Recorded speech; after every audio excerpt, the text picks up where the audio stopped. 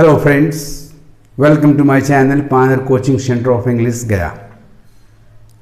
Today in my fluently speaking English part 15, I have brought some phrasal verbs for you. ये phrasal verbs क्या होते हैं, इनका इस्तेमाल हम कैसे करेंगे, आज मैं इस टॉपिक को लेकर आया हूं। इस टॉपिक को शुरू करने के पहले आइए इसे लाइक कर लें, और यदि आपने मेरे चैनल को अभी तक सब्सक्राइब नहीं किया है तो इसे सब्सक्राइब कर लें और साथ साथ बेल आइकन को प्रेस कर लें ताकि आपको लेटेस्ट नोटिफिकेशंस मिलते रहें। सो फ्रेंड्स, फ्रेजल वर्ब्स है क्या? जब भी किसी वर्ब में प्रीपोजिशन या एडवर्ब लगाकर हम उसे एक नया रूप देते हैं, एक नया अर्थ देते हैं, तो ऐसे फ्रेजेस को हम फ्रेजल वर्ब्स कहते हैं। जब भी वर्ब प्लस प्रीपोजिशन या वर्ब प्लस एडवर्ब से कोई नया अर्थ ना आए तो उसे हम फ्रेजल वर्ब नहीं कहेंगे। जैसे आप कहते हैं गो टू पटना, गो का मतलब जाना और गो टू का मतलब भी जाना। लेकिन जब आप कहते हैं गो फॉर समवन और समथिंग, तो अर्थ हो जाता है to go to bring something और समवन, टू फेच समथिंग और समवन। तो यहां गो फॉर जो है वास्तव में एक फ्रेजल वर्ब है। ऐसे ही फ्रेजेस को लेकर मैं आज आपके सामने इस पार्ट को लेकर आया हूं। आइए शुरू करें। फ्रेंड्स, फर्स्ट फ्रेजल वर्ब आपका है बैक आउट। बैक का मतलब होता है पीछे, आउट का मतलब होता है उसे वापस ले लेना, यानी टू विथड्रॉ। इसका एग्जाम्पल देखें तो he promise to help me but backed out. उसने मुझे मदद देने का वचन दिया लेकिन पीछे हट गया। अब इस पीछे हट गया के लिए फ्रेजल वर्ब हमने यूज किया है back out. Here's the phrasal verb that I have used in the sentence. He promised to help me but backed out. The second one is break off. Break off का अर्थ होता है to stop talking. बातचीत चल रही है और बीच में ही बोलना बंद कर देना, रोक देना, टू स्टॉप टॉकिंग। एग्जाम्पल है आपके सामने, ही broke of in the middle of the discussion. He broke of in the middle of the discussion. Discussion चल रहा था, किसी विषय पर वार्ता चल रही थी, लेकिन वह बोलते बोलते रुक गया, बोलते बोलते ठहर गया। थर्ड वन ब्रेक डाउन, काम करना बंद कर देना। गाड़ी चलते चलते रुक गई, गाड़ी चलते चलते रुक गई। ऐसी स्थिति में आप फ्रेजल वर्ब ब्रेक डाउन का प्रयोग करेंगे।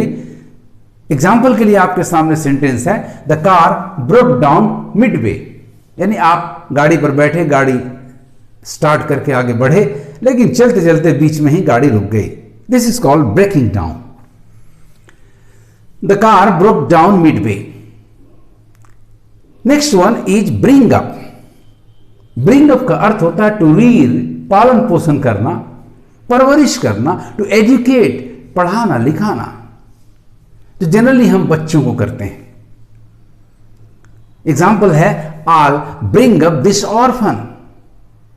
I'll bring up this orphan. मैं इस अनाथ बच्चे की देखभाल करूंगा, इसका परवरिश करूंगा, इसे पढ़ाऊंगा लिखाऊंगा।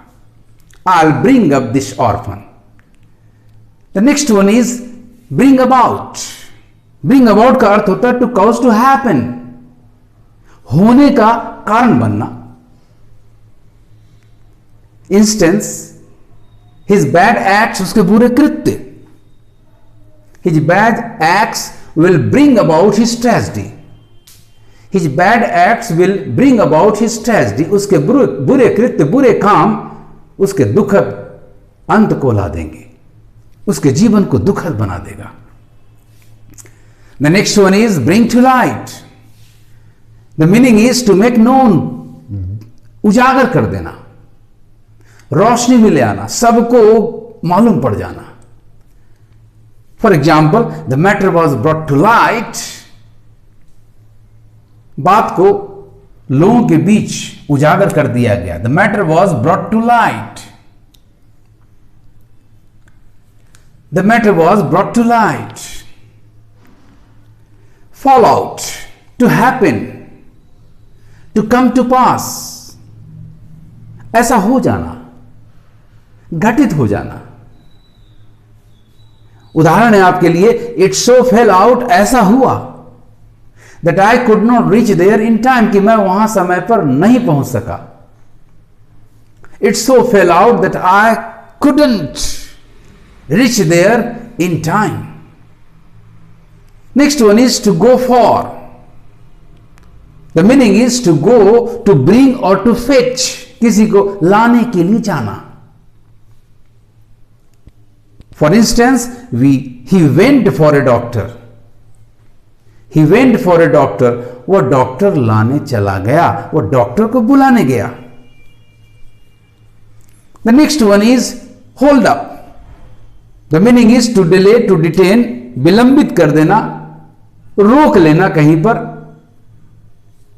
For instance, we were held up by the rain, we were held up by the rain, बरसात ने हम लोगों को रोक लिया, यानी जहां जाना था जाने में देर हो गई। Keep up, to go forward at the same speed, किसी के साथ साथ उसी स्पीड में चलना। Keep up, to go forward at the same speed. For instance, she couldn't keep up with the class, जिस गति से क्लास चल रहा था, लोग सुन रहे थे, लिख रहे थे, ये स्टूडेंट उनके साथ उसी स्पीड में नहीं चल सकी। She couldn't keep up with the class. Next one is look out. The meaning is to be on the watch for, की तलाश में, के सर्च में। For instance, he is looking out for a good job, वो एक अच्छी नौकरी की तलाश में है। इस तरह से आप हर फ्रेजल वर्ब को विद एग्जाम्पल्स प्रैक्टिस करें, नित्य दिन इसको बोलें और अपने एवरीडे स्पीच में इस्तेमाल करें। Back out, to withdraw, he promised to help me but backed out. Break off, to stop talking, he broke off in the middle of the discussion. Break down, to stop working, the car broke down midway. Bring up, to read, to educate, I'll bring up this orphan. Meaning के साथ याद रखेंगे आप। Bring about, to cause to happen, his bad acts will bring about his tragedy. Bring to light, to make known, to make public. The matter was brought to light. Fall out, to happen, to come to pass. It fell out so, it so fell out that I could not reach there in time. Go for, to go, to bring, to fetch, he went for a doctor. Hold up, to delay, to detain, we were held up by the rain. We were held up by the rain. Keep up, to go forward at the same speed. She couldn't keep up with the class. She couldn't keep up with the class. Look out, to be on the watch for, to be on the watch for, he is looking out for a good job. He is looking out for a good job. इस तरह से friends, जो भी phrasal verbs आपके सामने आते हो, हर को आप learn by rote, learn by heart, दोनों मेथड इस्तेमाल करें, रट करके भी और मन से भी पढ़ें। And mumble them with their sentences, with their examples, may be your own. हो सकता है आप अपना एग्जाम्पल इस्तेमाल करें, but it should go on every day. और इस तरह से आप निरंतर अभ्यास करेंगे तो विश्वास करें, you will be able to speak English fluently without any hesitation, without any हिचकिच। आपको मेरा यह वीडियो कैसा लगा कमेंट करेंगे और ज्यादा से ज्यादा शेयर करेंगे। Thank you for watching my video.